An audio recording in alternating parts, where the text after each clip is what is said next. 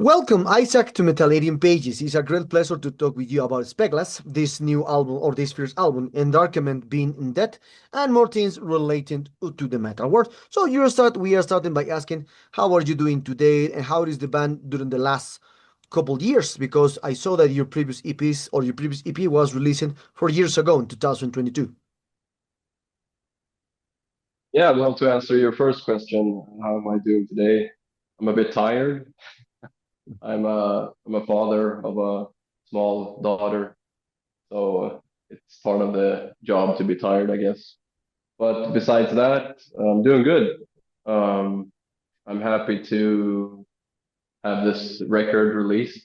It's been a long time since, well, 4 years, relatively long time since our last EP was released.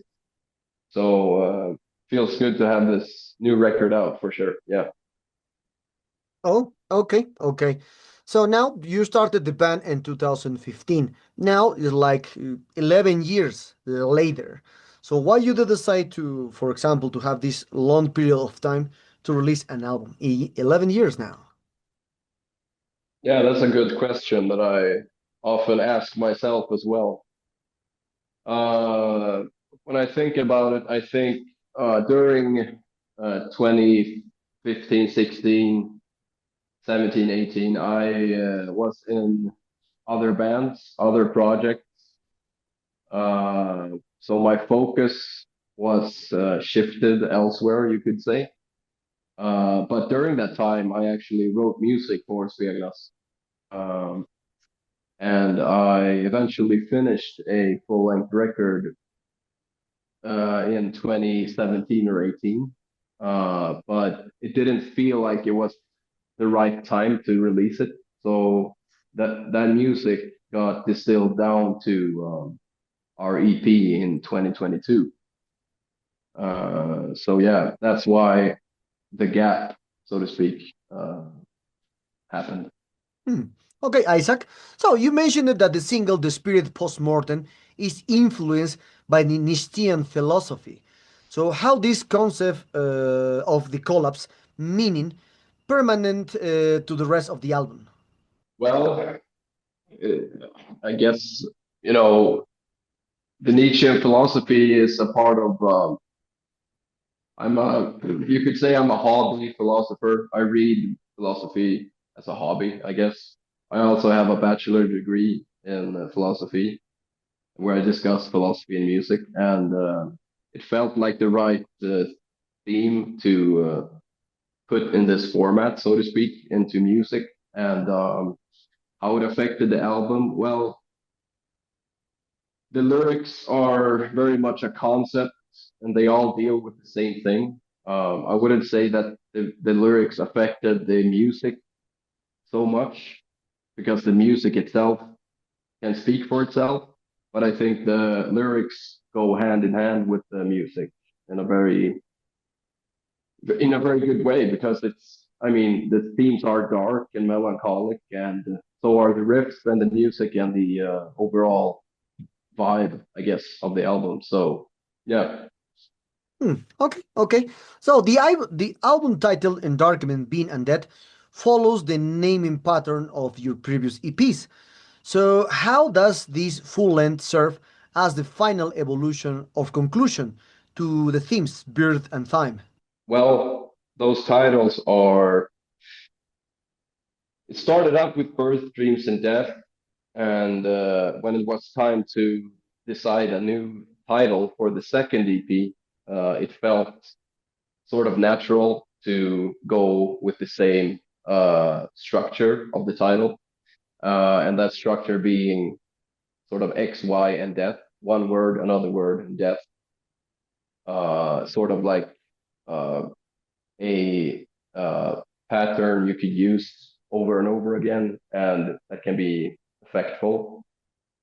Uh, I'm not sure what you mean with evolution. If you could just expand on that, perhaps. Perhaps is the last part, or perhaps is the last part like a trilogy. Yeah, you could say that for Mm. sure. You could see it as a trilogy. You could see the three releases so far as sort of a trilogy, I guess, too. But I will continue, and I actually have the next title finished for the fourth release, our second album. So I will continue the same path. I've been reading a lot of I've read a lot of communications or news about this one, and also you describe your music as like vulnerable and empowering. So how do you balance these contrasting emotional states during the songwriting process? During the songwriting process, I mean, keeping it vulnerable and empowering, those are interesting words. I mean, it's always good to be honest when you write music and don't try to fake anything. And I guess that's a part of being vulnerable, to be open to any idea that comes to mind and not restrain yourself. Uh, I mean, empowering is that's a very powerful word, you could say. And I mean, it's not like I'm thinking about it while writing music. It's very spontaneous. So the songwriting process is sort of a natural thing that happens over time that is sort of intuitive and doesn't really take too much um, active thinking in that way. So the result of being empowering or vulnerable, I guess it's sort of just a result of me thinking freely, I guess. Mm. Oh, okay. So now, other thing I've been reading, especially for the reviews and more things, Speglas is known or is known for bringing the gap between the raw black death metal and the melodic weight of classic heavy metal in many parts. So, was there a specific moment or track where you felt this fusion finally clicked for the band? That's a good question. Well, I didn't set out to really combine those genres. As I said, when I write music, it's very free and anything can really happen. And this time around, I guess we leaned a bit more into the black metal, but there's still a lot of, as you say, melodic parts and perhaps leaning into heavy metal sometimes. And a particular track, I mean, I think the Spirit Postmortem has a good mix of melody and blast beat and some very hard stuff, and then some more, I guess, vulnerable or melodic stuff. So I guess that's a good track to combine those things. Yeah. Okay, so you work with Simon Soderbergh for Ghost for mixing and Magnus Lindberg for Cool of Luna for mastering. So, how did their distinct backgrounds help capture the atmospheric yet aggressive nature from this new record? Well, I mean, Simon, first of all, I know him from Ghost. I don't know him personally that well. I know him as the former original guitarist from Ghost and as well as a producer of Ghost. And so I knew where he came from, and I also know he's played in a lot of other bands, Subvision and I think Magna Carta Cartel and other things. And so his background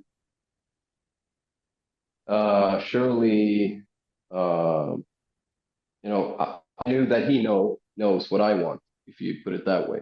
I think we had a very clear and open and very fruitful, you could say, conversation going back and forth with the mixing, and he understood like instantly what I was thinking, and the other way around as well. When it comes to Magnus, I don't really know him too much. I haven't really heard his music as well. So his uh, work on this album is more of technical expertise in mastering, which I don't have any clue how to do myself. So he, for sure, did a great job on the album, mastering wise. Mm. Okay, okay. Now, songs like Woo and The Document so have been prized for their impeccable for many people, especially for the sound and layering. So, can you talk about the technical challenges of maintaining clarity in such a dense but at the same time progressive mix? Well, clarity in the, you mean in the music or the mix? Because in the music, Mhm. it's one thing, but the mix could be, I mean, Simon did a great job in the mix to keep the clarity, the audio clear, so to speak. It sounds you can hear everything very clearly, and it sounds distinct and crisp, but not overproduced. But in the music, clarity, I mean, sure, you can write too much and it gets cluttered and it's too much noise. I guess that's what you're asking, perhaps. And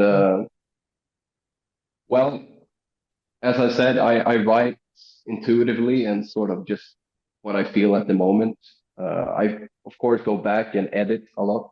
Like, uh, for example, The Spirit Postmortem was a song that took a long time, Mhm. and I had to go back and edit because I thought it was maybe unclear too much at the same time. Uh, while a song like Dirt happened in 3 hours, I think that was it. Just happened in 3 hours. Um, just one of those songs that just spill out of you, sort of. Um, but yeah, so maintaining the clarity is, I guess it's intuitive. You hear when you have to work more at something to make it more clear, and sometimes it's just clear instantly, like Dirt, for example. Hmm. Okay, okay. Also, when I am reading reviews for this new album, for the first album, so your song has been described as a temporal. So how do you manage to honor the roots for the 90s Swedish death metal while still sounding modern and progressive?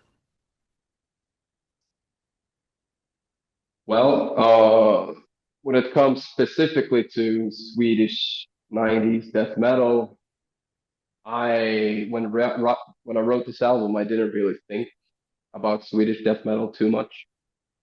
I think my influences are in my head without me thinking about it. Uh, Sort of like a unconscious thing. So when I write a song or a riff, it's not like I'm thinking, oh, this should sound like Entombed or Nihilist or something. It's more of a just happens. So sticking to the roots, I mean, I guess I do that without thinking about it, if you know what I mean. Mm, And you know, when it comes to creating something new, I'm more interested in that than copying the 90s, of course. Uh, but I think that it's more interesting to have 20 influences than one, if you put it that way. So combining more things is more likely that you will create something interesting and new. Uh, so yeah, something like that, I guess. hmm. Okay, okay. Other thing I've been reading is in the comments, for example, in YouTube channels and Bandcamp, or also reviews, that many listeners find a cinematic quality in your music. So, do you visualize a specific imaginary or stories while you're composing these long format tracks? Yes and no, I think. When it comes to the music, the instrumental music, so to speak, it's less so. I think the lyrics are more cinematic, I guess. Like a song like D.S. Mali is very much paints a picture of where you are and what you're seeing. and feeling. And I think the lyrics are very much, uh, it takes a place in my head, like you are at a certain location. Whereas the music is more of, you know, riffs, drums, and so forth. Not so much cinematic thinking, I guess. Even though sometimes a chord or something, a melody can for sure bring an image to mind. But that's more, you know, when the song's done, like, not during the writing. Hmm. Okay, okay. Other thing is about the Speglas. You often utilize unconventional song structures. So how do you decide when a song is finished versus when it needs another layer of movement?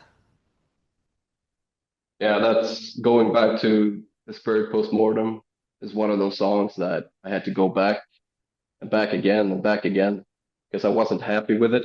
I have like maybe 15 versions of it.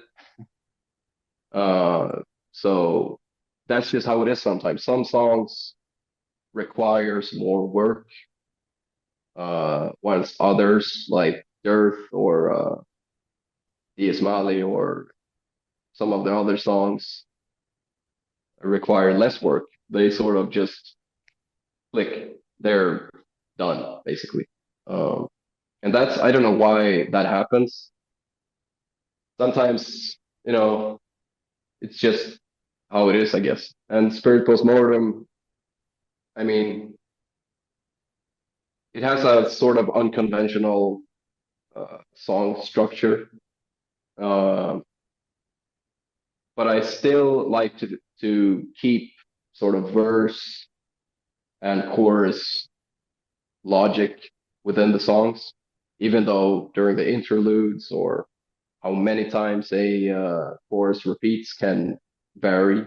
Um, and sometimes it just takes some mathematical songwriting, so to speak. You have to go in and really, you know, divide things to make them make sense.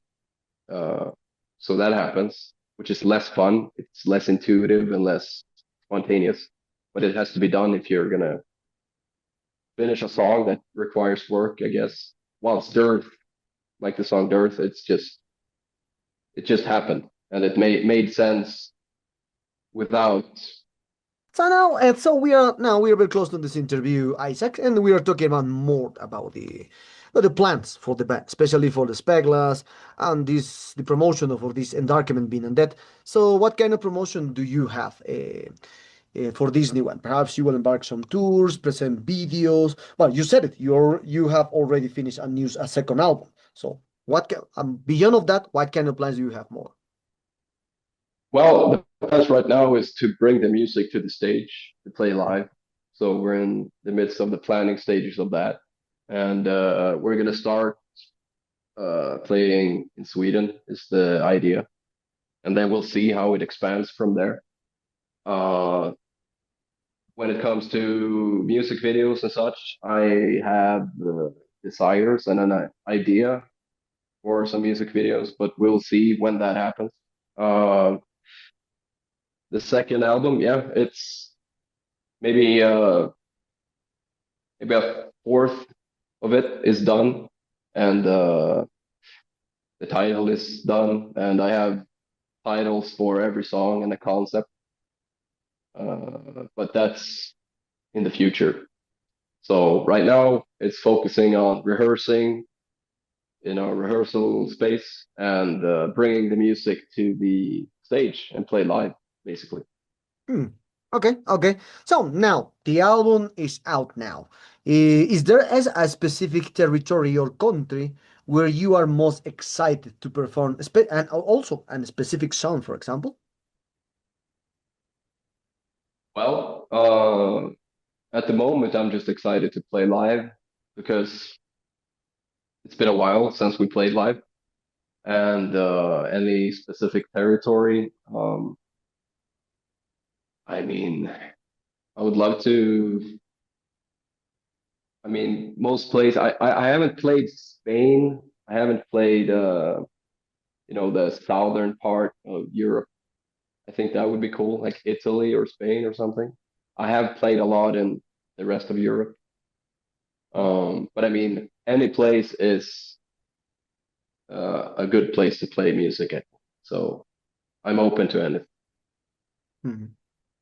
Oh, okay, okay. Now, as you spoke about that you have finished the second album from Speglas, so are there any musical elements or instrument you haven't explored yet that you like to incorporate for this in the second album or future compositions in Speglas?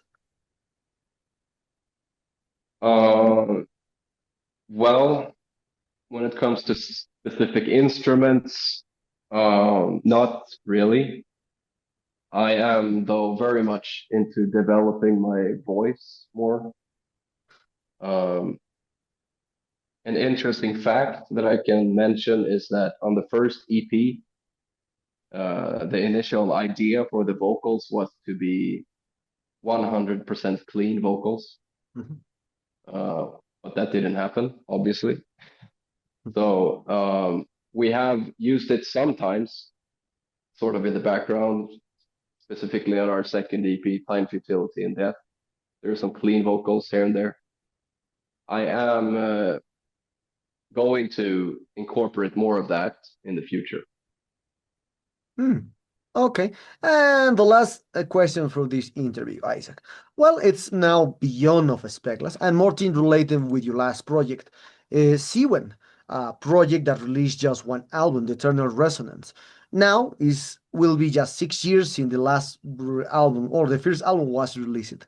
As well, as you are continuing composing with Speglas, is there any kind of option that see when release a new album? Because that one it's a great one, consider a great gem for specific for the extreme people.